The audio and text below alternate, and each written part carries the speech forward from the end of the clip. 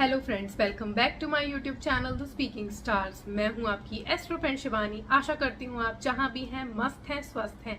इसी आशा के साथ आज का टॉपिक जिस पे हम बात करने वाले हैं वो है मेरा नई सीरीज यानी मून इन डिफरेंट हाउसेस की सीरीज का फर्स्ट टॉपिक, जो कि है moon in the first house. जब आपके फर्स्ट हाउस में यानी पहले भाव में, आपके असेंडेंट में जब चंद्र होता है तो उसका प्रभाव आपके ऊपर कैसा पड़ता है और उसका जो दृष्टि है उसका प्रभाव कैसा पड़ता है, इस वीडियो में हम ये जानने वाले हैं। उससे पहले जल्दी से मेरे चैनल को सब्सक्राइब कर दीजिए। आप लाइक, शेयर और कमेंट भी कर सकते हैं। पर्सनली कुंडली रीड करवानी है तो दिए गए नंबर पर आप संपर्क कर सकते हैं। तो चलिए फ्रेंड्स, शुरू करते हैं आज के वीडियो के साथ। मून यानी कि चंद्र आपका सबकॉन्शियस माइंड है। आपका एक तरीके से हम कह सकते हैं वो माइंड है। जैसे मरकरी आपकी इंटेलेक्चुअल पावर कितनी है, आपका दिमाग कितना है, आपकी कन्विंसिंग स्किल्स कैसे हैं वो बताता है, वैसे ही मून जो है वो आपके इमोशंस को कंट्रोल करता है। क्योंकि जैसे हम जानते हैं जो चंद्रमा है वो 2.5 डे में रिवॉल्व कर जाता है, एक राशि से दूसरी राशि में चला जाता है। तो आपके जो इमोशंस है वो बहुत जल्दी फ्लक्चुएट होते हैं और ये जो है वो मून पे डिपेंड करता है। आपके इमोशंस, आपकी फीलिंग्स, आपका ट्रैवल, और कहीं ना कहीं क्योंकि मून जो है वो बहुत ज़्यादा इंपॉर्टेंट एलिमेंट इसलिए है क्योंकि वो आपकी डे टू डे एक्टिविटी को भी इफेक्ट करता है। जैसा आपका मूड रहेगा वैसी आपकी जो एक्टिविटीज़ हैं वो रहेंगी, आपकी फीलिंग्स जैसी हैं वैसा आप उसका जो असर है वो रहेगा। मतलब आप अगर बहुत अच्छे मूड में हैं तो आप अपने वर्क एनवायरनमेंट में जाएंगे तो आप अच्छे से काम करेंगे। लोग आपको कुछ बोल भी दे गलत तो आप उसको अवॉइड कर देंगे। तो ऐसे ही अगर आपका मूड अगर अच्छा है, स्थिर है, तो आपका जो मूड है वो अच्छा रहेगा। मतलब बहुत ज़्यादा चीज़ों को आप बहुत डीप नहीं लेंगे, लाइटली ले लेंगे। और वहीं अगर मून आपका जैसे नीच का है तो वहाँ आपको थोड़ा सा प्रॉब्लम होती है क्योंकि आप बहुत ज़्यादा इमोशनल हो जाते हैं। बहुत ज़्यादा इमोशन होने की वजह से आपके एंगर इश्यूज क्रिएट हो जाते हैं, तो ये सब प्रॉब्लम होती है। तो मून आपका, हम कह सकते हैं आपका सबकॉन्शियस माइंड, आप क्या सोच रहे हैं, आप क्या फील कर रहे हैं, आपके अंदर की जो भावनाएं हैं, जो इमोशंस हैं वो कंट्रोल करता है मून। तो मून, ऐसा जो मून है वो आपके फर्स्ट हाउस में आया है जो कि आपकी पर्सनालिटी का होता है, आपकी जो बॉडी है। फर्स्ट हाउस जो कि आपकी लगन का होता है, जो इसमें आपका पूरा पूरा चार्ट बना होता है। यानी कि आपकी जो बॉडी है, आपका जो पूरा सर्कल ऑफ लाइफ है वो कहीं ना कहीं आपका फर्स्ट हाउस होता है। आपके features, how do you look, how do you behave, आप कैसी, आपकी हेल्थ कैसी होगी, ये सब कहीं ना कहीं आपका फर्स्ट हाउस डिनोट करता है। तो मून जैसा प्लैनेट जो कि आपके इमोशंस का है, वो जब फर्स्ट हाउस आप खुद की पर्सनालिटी में आता है तो सबसे पहले जैसे मैंने बताया कि मून जो है वो 2.5 डेज में जो है वो रिवॉल्व करता है, अलग अलग राशि में जाता है। तो इनका जो मूड है वो भी मून की तरह ही चेंज होता रहता है, बहुत ज़्यादा फ्लक्चुएटिंग होता है, बहुत ज़्यादा इमोशनली दे बहुत फ्रेजिल होते हैं ये बहुत ज़्यादा, क्योंकि हर चीज़ें जो होती हैं इनको अपने अकॉर्डिंग चाहिए होती है और जब चीज़ें नहीं होती तो ये थोड़ा सा अपसेट हो जाते हैं।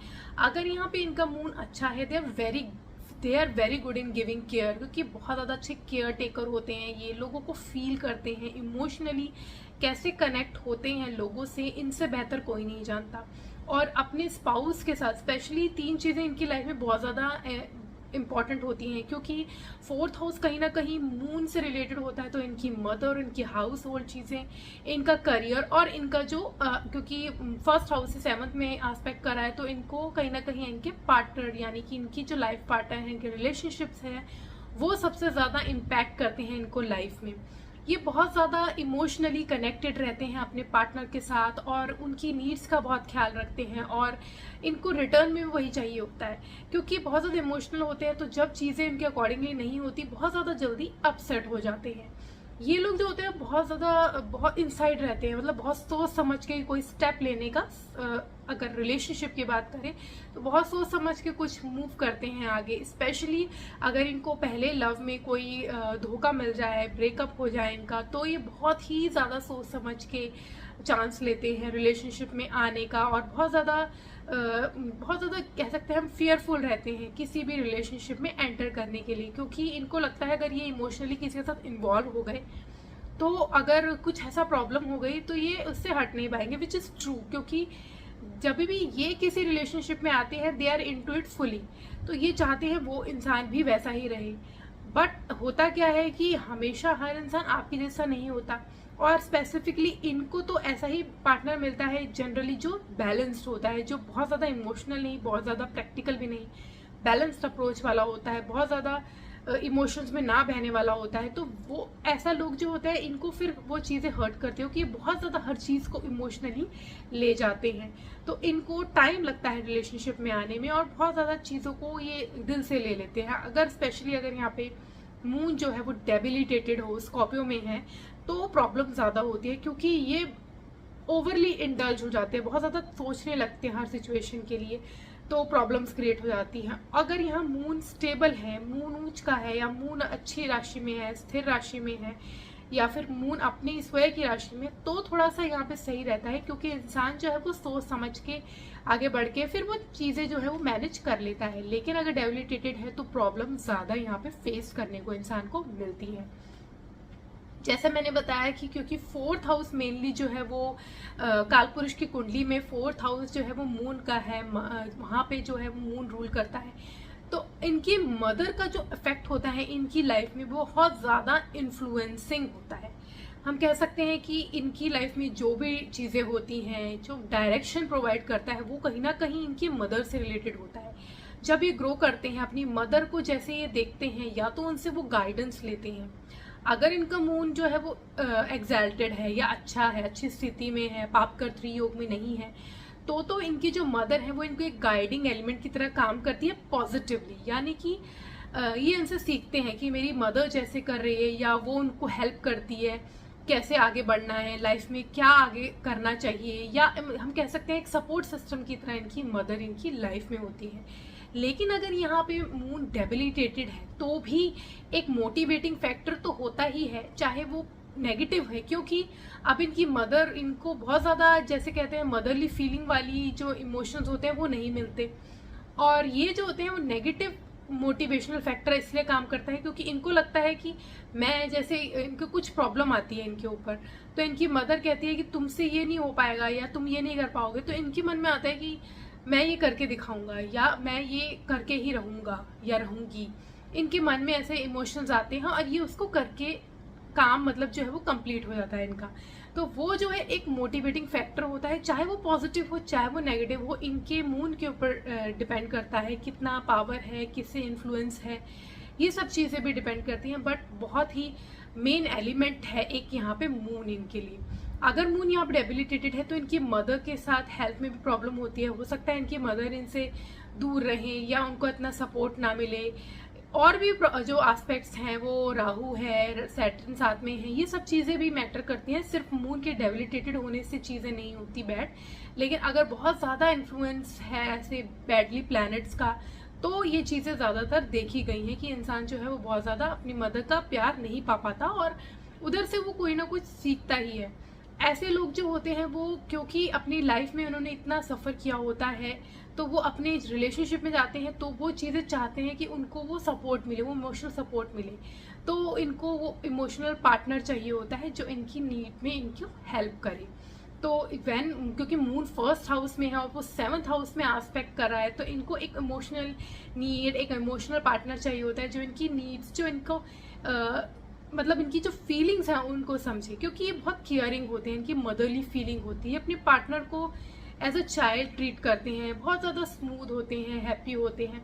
तो इनको पार्टनर भी ऐसा ही चाहिए होता है, बहुत ज़्यादा जॉली नेचर के होते हैं। आप देखेंगे इनको ट्रैवल करना बहुत पसंद है, या फिर इनको अलग अलग चीज़ें कुछ ना कुछ इनका मूड मन में आता रहता है, कुछ ट्राई करे, तो इनको पार्टनर भी वैसा ही चाहिए होता है। इनकी लाइफ में ये प्रॉब्लम होती है कि ये बहुत ज़्यादा वो एक डिसीजन मेकर होते हैं। रिलेशनशिप में ज़रूर ये बहुत ज़्यादा सोच समझ के आते हैं, लेकिन नॉर्मल लाइफ में जब ये डिसीजन लेते हैं तो क्योंकि मून बहुत ज़्यादा फ्लक्चुएटिंग होते हैं, कोई डिसीजन ले लेते हैं और ऐसा इरेशनल डिसीजन कभी कभी ले लेते हैं विच बिकॉज इनको इसकी वजह से इनको सफ़र करना पड़ता है। तो ये चीज़ इनको ध्यान रखनी चाहिए कि हर प्रॉस एंड कॉन्स देख के ही इनको डिसीजन लेना चाहिए, बिकॉज डिसीजंस लाइफ में जो है वो आपको फ्यूचर आपका जो है वो डिपेंड करता है उस पर। तो इस चीज़ का इनको प्रॉपर ध्यान रखना चाहिए। अदरवाइज इनकी नेचर बहुत जॉली होती है, आप देखेंगे हैप्पी गो लकी होते हैं ये लोग। मून अगर यहाँ पे स्टेबल है तो बहुत ज़्यादा माइंड इनका हेड स्ट्रॉन्ग रहेंगे, चीज़ें इनको ज़्यादा अफेक्ट नहीं कर पाएंगी, इमोशनल होंगे लेकिन आप देखेंगे कि अपने इमोशंस को कंट्रोल में रखेंगे, अपने इमोशंस को जो है वो पॉजिटिवली यूज़ करेंगे। एक क्योंकि मून फर्स्ट हाउस में होता है तो एक हीलिंग फैक्टर भी होता है, क्योंकि आपका मून फर्स्ट हाउस में है, इट मीन्स आपकी लगन राशि भी वही है और आपका जो चंद्र राशि है वो भी वही है। तो आप इन एंड आउट सेम होते हैं, आप जो अंदर है वही बाहर है। तो इमोशंस जताना, कैसे बात करनी है, वो सब इनको बहुत ही अच्छे तरीके से आता होता है और ये अपने लोगों को बहुत ख्याल रखते हैं। और बस इनकी प्रॉब्लम ये होती है कि ये रिटर्न में भी वही चाहते हैं और इनके मूड स्विंग्स इतने ज़्यादा हो जाते हैं कभी कभी कि इनका जो पार्टनर होता है उनको लिए संभालना मुश्किल हो जाता है। तो थोड़ा सा इनकी लाइफ में आप देखेंगे कि थोड़े से इश्यूज इसकी वजह से क्रिएट होते हैं, क्योंकि इनका जो पार्टनर है बहुत ज़्यादा इनको सोचता है कि बहुत ज़्यादा स्टेबल नहीं है, कभी कभी मूड स्विंग्स को हैंडल करना मुश्किल हो जाता है। They are very beautiful person, आप देखेंगे कि काफ़ी अट्रैक्टिव होते हैं और बट इनकी हेल्थ में इश्यूज आते हैं, क्योंकि जैसे मून मैंने बताया फर्स्ट हाउस में है तो इनकी हेल्थ इश्यूज, कुछ ना कुछ फ्लक्चुएशन इनकी लाइफ में लगी रहती है। तो they need to be physically very active. आप देखेंगे अगर मून यहाँ पे आपके जो ऊंच का है यानी कि टॉरस में है, तो आपका इंसान जो होता है वो बहुत ज़्यादा एक्टिव रहता है, पैसिवली मतलब बिहेव नहीं करता, बहुत ज़्यादा एक्टिव रहता है, मतलब फिजिकल एक्टिविटी कुछ ना कुछ करने लगा रहेगा और वो इनके लिए हेल्पफुल भी होता है।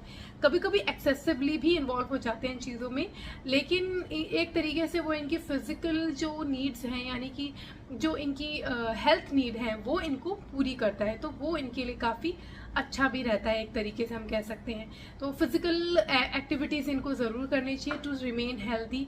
दो दे आर ब्यूटीफुल बट इनको अपनी हेल्थ का इश्यूज क्रिएट हो सकते हैं, स्पेशली व्हेन ये बहुत ज़्यादा स्ट्रेस लेंगे तो इनके माइंड इश्यूज बहुत ज़्यादा हो सकते हैं, स्ट्रेस हो सकता है। तो इन चीज़ों का इनको कंट्रोल रखना चाहिए।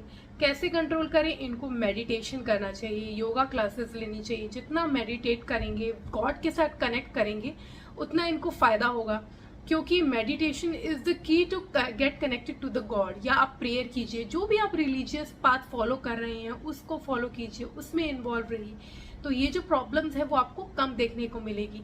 ऐसे लोग जो हैं वो अपने बारे में कम सोचते हैं, दूसरों के बारे में ज़्यादा, लेकिन जब उनको रिटर्न में वो नहीं मिलता तो काफ़ी इनको क्या होता है ना कि एंगर इश्यूज भी हो जाते हैं या फिर दे स्टार्टेड क्राइंग, तो जो कि इनकी हेल्थ के लिए सही नहीं है।